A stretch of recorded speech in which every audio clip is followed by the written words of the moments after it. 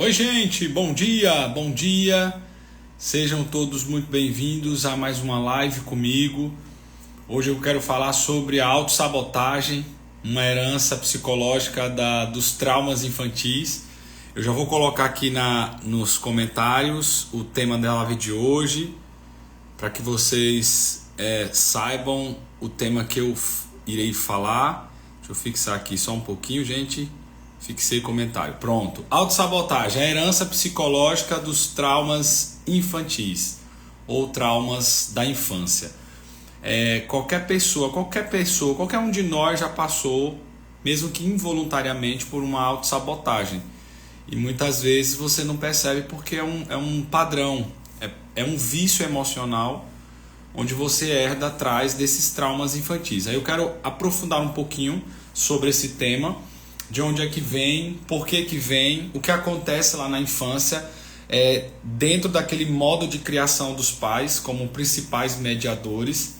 E vai ser uma live rápida, só para deixar registrado para vocês. Vou tentar não ser prolixo, certo, gente? Vou dar uma introdução sobre a autossabotagem, as causas, as consequências e tudo isso que afeta e o que vem afetando, que pode afetar na vida adulta, certo?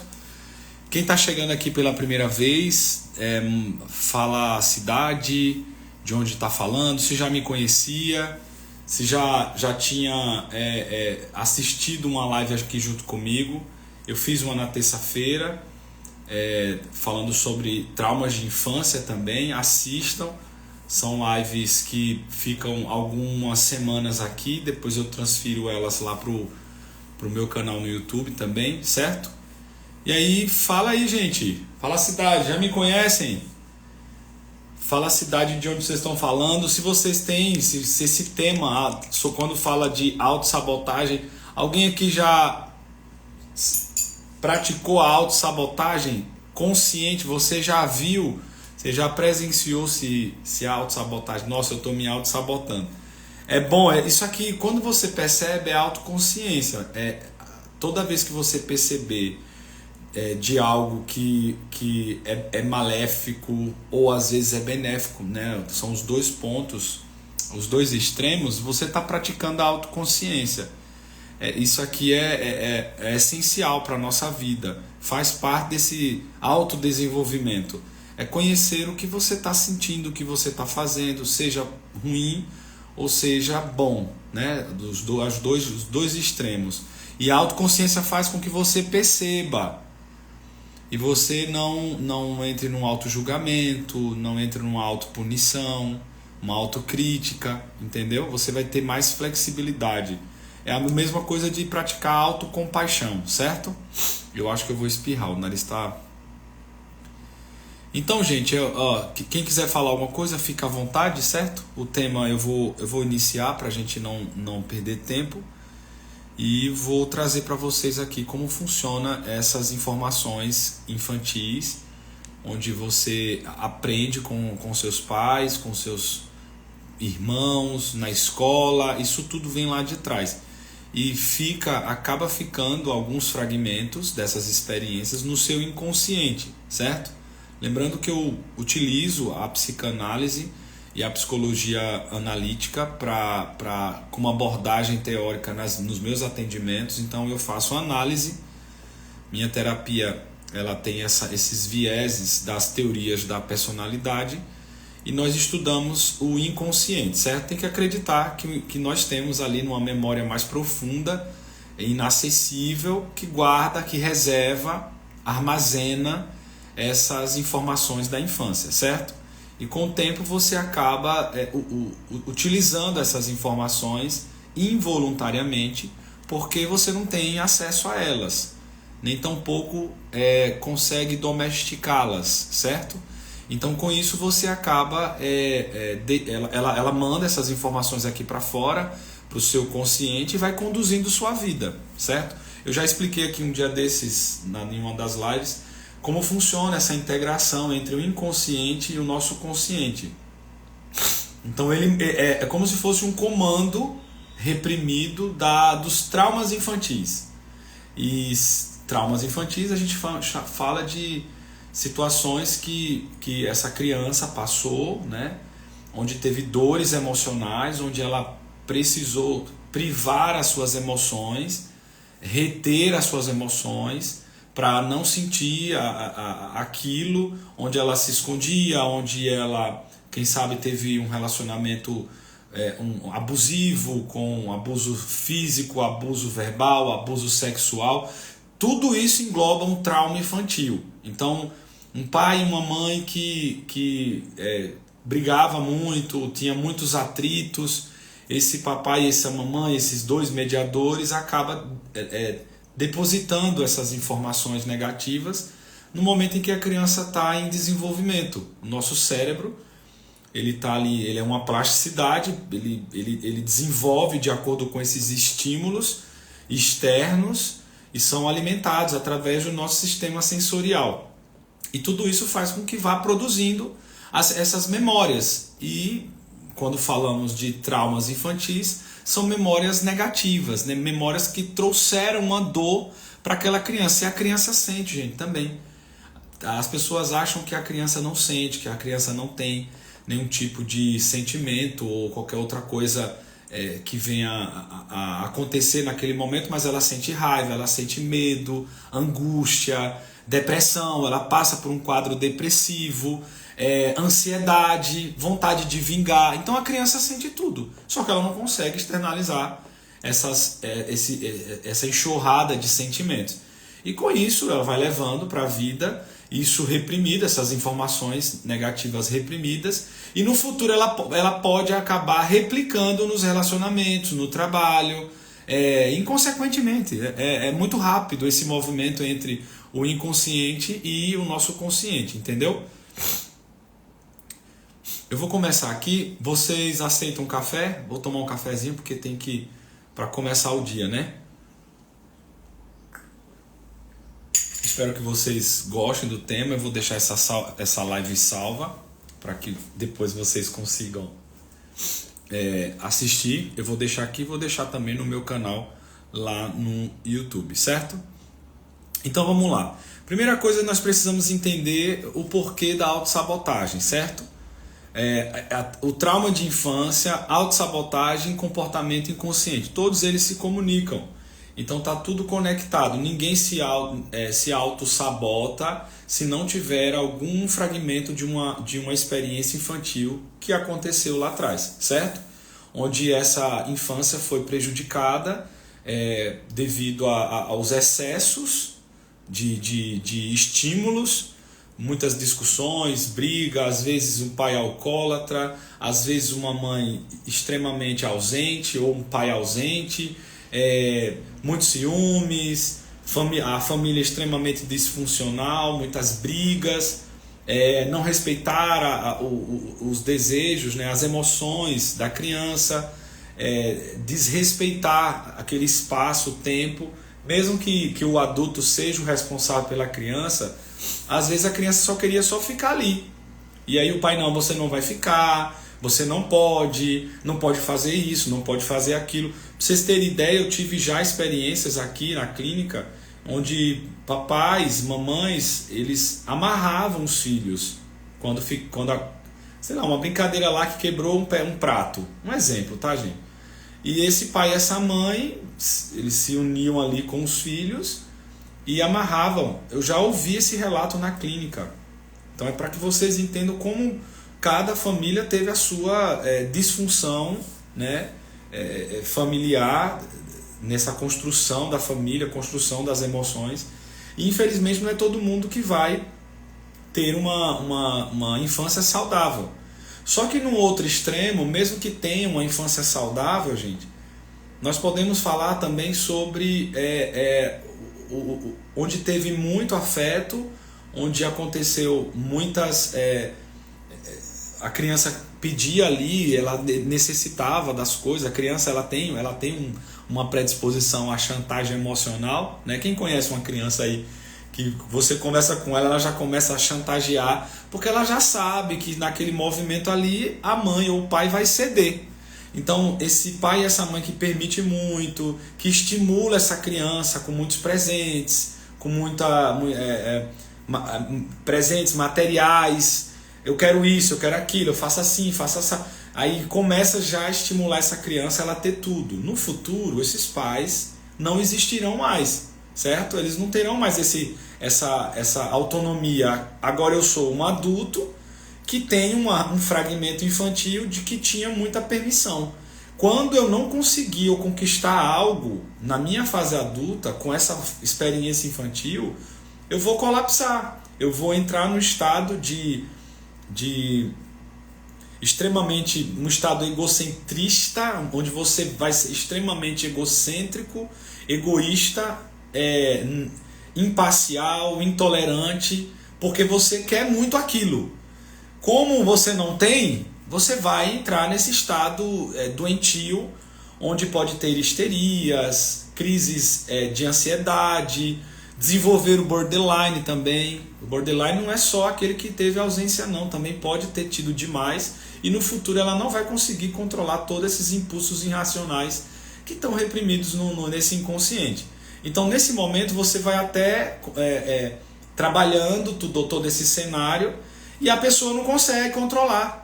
É daí que entra a autossabotagem, que é um dos fatores psicológicos que nós herdamos lá da infância. Eu vou falar sobre isso, certo? Vamos entender aqui o que é autossabotagem. Eu coloquei algumas palavrinhas aqui só para a gente entender. Comportamento repetitivo, crenças que te limitam ou padrões que te limitam, medo do sucesso ou do fracasso. Percebe que é os extremos? Você pode ter medo do sucesso, né? Tá se expandindo ali, você entrar numa autossabotagem, começa a trazer um monte de pensamento intrusivo acerca daquilo, ou também com medo do fracasso, tá ali já no patamar legal e você tem tanto medo de perder. Aí quando você olha, vamos pegar um exemplo aí, vou criar aqui uma história. Uma pessoa ela é bem sucedida, tem, vamos imaginar, uma fábrica de vassouras.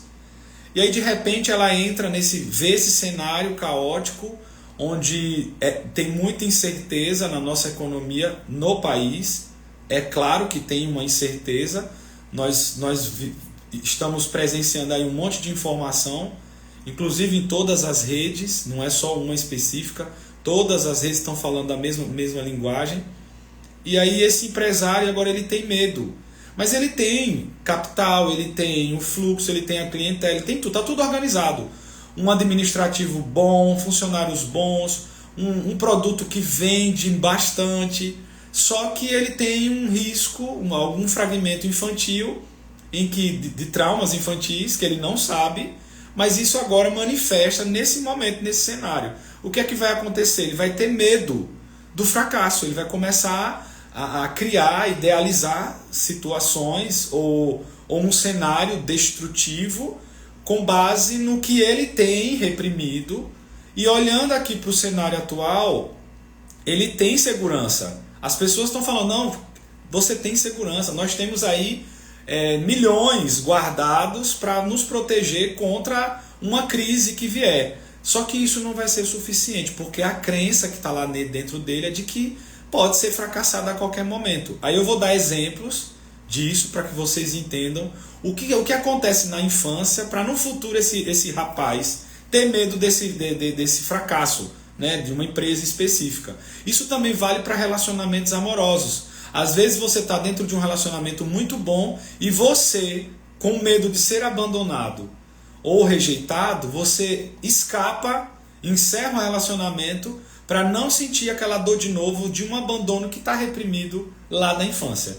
Quando o pai e a mãe cria ali os filhos, um pai e mãe que saíram muito, trabalharam muito, e essa criança ficava ali com a babá ou com um cuidador, essa criança ela acaba em algumas horas do dia, que provavelmente seja à noite, quando os pais chegam, é o único momento que essa criança consegue receber esse afeto ou uma atenção. Pode ser que não tenha afeto, mas pelo menos a atenção. E horinhas até ela dormir, ela já tem que voltar a dormir. Quando ela amanhece o dia, essa criança, os pais já saíram, foram trabalhar. Então ela fica ali 12 a 14 horas sem os pais e poucas horinhas de presença com o pai. Então aquele pouquinho de tempo é o suficiente para essa criança entender que está faltando afeto. É daí que entra as privações de afeto. Então ela vai levar para a vida adulta uma escassez de afeto, uma ausência de afeto, seja da mãe, seja do pai, e ela vai desenvolver uma rejeição e um abandono. São dois traumas que são desenvolvidos de acordo com esse movimento infantil. Então, nesse exato momento, essa criança, no futuro, como ela tem isso reprimido, né, no inconsciente, ela vai acabar replicando nos relacionamentos. Quem sabe o inconsciente dela diz assim: olha, seu pai e sua mãe vai sair de novo, vai embora, vai trabalhar e você vai ficar aí sozinha. É melhor você se prevenir, então saia logo antes de você sentir aquela dor. O inconsciente quer dizer isso, gente. Eu estou traduzindo aqui o que o inconsciente falaria se ele pudesse falar aqui fora, entendeu? E aí você entra no quê? Numa autossabotagem. É daí que entra as autossabotagens, certo? Então, autossabotagem é quando você, de forma inconsciente, cria obstáculos para o próprio crescimento, seja no trabalho, seja nos relacionamentos ou até mesmo na sua saúde, seja física, saúde mental, certo? Ela não surge do nada, na maioria das vezes é uma resposta das experiências que você viveu na sua infância. Vou dar um exemplo, ó. Uma criança que cresceu ouvindo que nunca seria boa o bastante ou o suficiente, que pode, na vida adulta, evitar oportunidades por medo de não ser aceita ou não ser recebida, de não ser abraçada, certo? Então essa criança que teve essa privação, quando na infância você não é boa, ou eu ouvi essa frase esses dias, você é preguiçoso, né? Um genitor falou para um filho, você é preguiçoso. Então essa palavra ela ecoa por toda a vida desse ser humano, até ele chegar numa análise e contar que isso machucou. E muitas vezes o consciente fala, não tem problema não. Mas tem uma vozinha ali, se você não fizer tal coisa, você é preguiçoso. Se você não fizer tal coisa, você é preguiçoso. Essa pessoa vai sempre entrando nesse loop, porque isso é desconhecido, a gente não conhece. Você precisa fazer análise, fazer terapia, ou quem sabe assistir uma live como essa, para aprender alguns gatilhos, algumas formas de reconhecer essas informações que estão reprimidas, certo? Como esses traumas da infância levam à autossabotagem? Vamos entender um pouquinho sobre isso aqui. Eu coloquei palavras chaves para a gente entender. Vou falar sobre rejeição, abandono, superproteção e crítica constante. Esses 4 fatores acaba prejudicando, né, tendo uma grande influência na infância, fazendo com que essa criança leve esses 3 traumas, né, essas 3 formas comportamentais que os pais depositaram nesses filhos. Abandono, rejeição, superproteção e também aqueles pais que criticaram muito, uma crítica constante, certo? Aí eu coloquei assim, experiências de rejeição ou abandono emocional, certo? Uma criança que se sentiu abandonada emocionalmente, falando, pode se tornar um adulto que teme criar vínculos profundos com medo de ser abandonado de novo. Quando você fala assim, nossa, eu não tenho amigos, nossa, eu tenho tal X idade e não consegui conquistar amigo nenhum. Por quê? Porque você tendencia por causa desse medo de abandono da rejeição, a criar vínculos desde a meninice, desde a sua escola. Você cria vínculos rasos. Por quê? Quando começa a se aprofundar muito, você vai sentindo mais aquilo, você vai deixar manifestar mais emoções, mais sentimentos. E quando você não sabe nada sobre você, principalmente o que está reprimido, por causa da ausência de, quem sabe, um acompanhamento psicológico com abordagem psicanalítica, certo, gente? A comportamental TCC você não vai conseguir entender isso daqui. Então quando você tem todo esse cenário e acaba não identificando, sabendo, praticando esse autoconhecimento, você tem que se conhecer, tem que saber por que você sente isso, para daí você praticar a autoconsciência, entendeu? E desenvolver, ter um autodesenvolvimento aqui na sociedade, seja no relacionamento, seja no trabalho, na família, né? Onde você vai construir propósitos, sentido de vida, qual sentido, qual significado. Você precisa saber qual é o significado da tua vida aqui. Precisa entender qual é o propósito de você estar aqui. Mas para isso você precisa se conhecer. Você precisa mergulhar nesse autoconhecimento, certo? Então, essas pessoas que se sentiram abandonadas ou rejeitadas lá na infância, no futuro terão relacionamentos rasos, com medo novamente de ser abandonado ou rejeitado. Então eu escapo. Por isso que tem uma personalidade, somente para as pessoas que têm o trauma de rejeição. A menina, a rejeição vem da mãe e o menino, a rejeição vem do pai. Todas essas pessoas que tiveram esse trauma, ou têm, nunca soube, sei lá, está vivendo isso e não sabe, vai saber agora depois dessa live, elas desenvolvem uma personalidade escapista. É uma proteção, é como se fosse uma máscara para se proteger dessas dores novamente, porque a criança sentiu dor lá atrás. Olha, a dor da rejeição, nas pesquisas científicas, é como se fosse um corte. Se você pegar uma faca e se cortar, é a mesma dor. O coração sente, o cérebro, o corpo sente essas dores, certo, gente? Então a dor da rejeição é equiparada a uma dor física, de um corte físico, só para que vocês entendam como dói. E dói mesmo, porque a rejeição é a ausência de amor. E se não tem amor, é maligno, né? O amor, ele é benigno, certo, gente? Críticas constantes ou cobranças excessivas. Quem cresceu em um ambiente altamente crítico pode desenvolver uma voz interna, olha isso, ó, muito rígida, que sabota qualquer tentativa de ousar ou crescer. Então, se você foi muito criticado, onde você até trazia, quem sabe, alguns conceitos, alguma história, alguma coisa para sua mãe, seu pai, todo feliz ali, achando que o pai ia gostar. Que nada, menino, que isso é coisa de fazer, saia daqui. Enfim, esse tipo de você fazia e nunca estava bom. Eu conheço pessoas que limpavam a casa e a mãe dizia, não tá bom lá, limpe mais. Aí você vai crescer com essa autocrítica, né? Na verdade, com essa crítica interna, onde vai desenvolver essa voz, uma voz interna de que tem que ser muito rígido, e você desenvolve uma rigidez. Essa rigidez, que é uma personalidade rígida, você vai se tornar uma pessoa mais autocrítica, mas que vai se cobrar demais. E, consequentemente, vai entrar numa autossabotagem, certo? Então, se eu ousar a crescer, essa voz entra em ação e vai criticar você, dizer que você tá ruim, vai falar que você não presta, vai falar que você não é isso, que é aquilo, que não sei o que. Daqui a pouco você nem consegue fazer nada, por causa dessa vozinha que tá aí dentro. Então, manda essa voz ir para aquele lugar, né, gente? Manda ir para aquele lugar bem longe. Se você identificar, manda embora. Eu não quero saber dessa crítica aqui, não.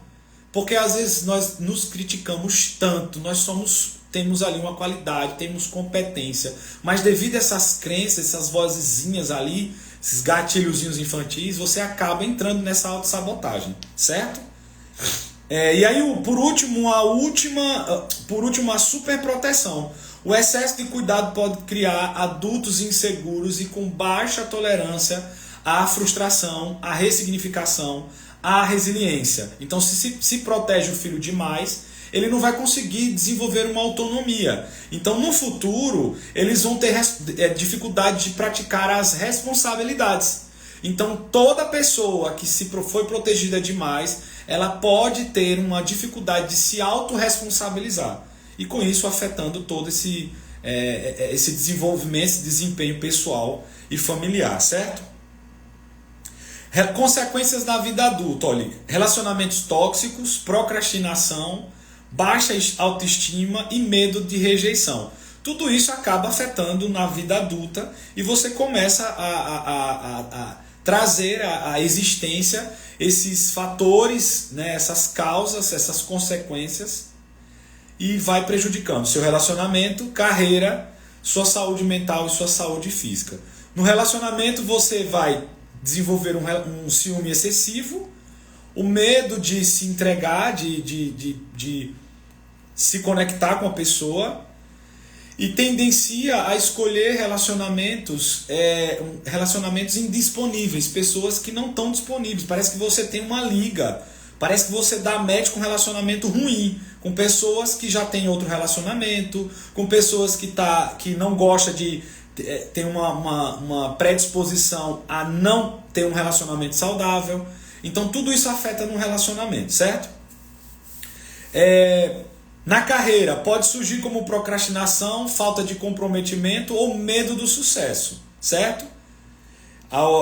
Na saúde mental, a autossabotagem também pode afetar a saúde, né? A saúde física também, como quando evitamos cuidar de nós mesmos, mesmo sabendo que não precisamos fazer o que melhor. Por exemplo, quando você vai na academia, você fala, não, eu não vou na academia não quero porque não quero. Na verdade, você pode estar com vergonha de ir para a academia, você está como tem muita gente, você pode, essas vozes internas, de que você é feia, de que você é obesa, de que você não presta, de que você não vai crescer, de que você nunca vai ser bonita, seu cabelo é isso, sua perna é aquilo. Gente, nós precisamos identificar quais são essas palavras que foram lançadas sobre a nossa vida, certo?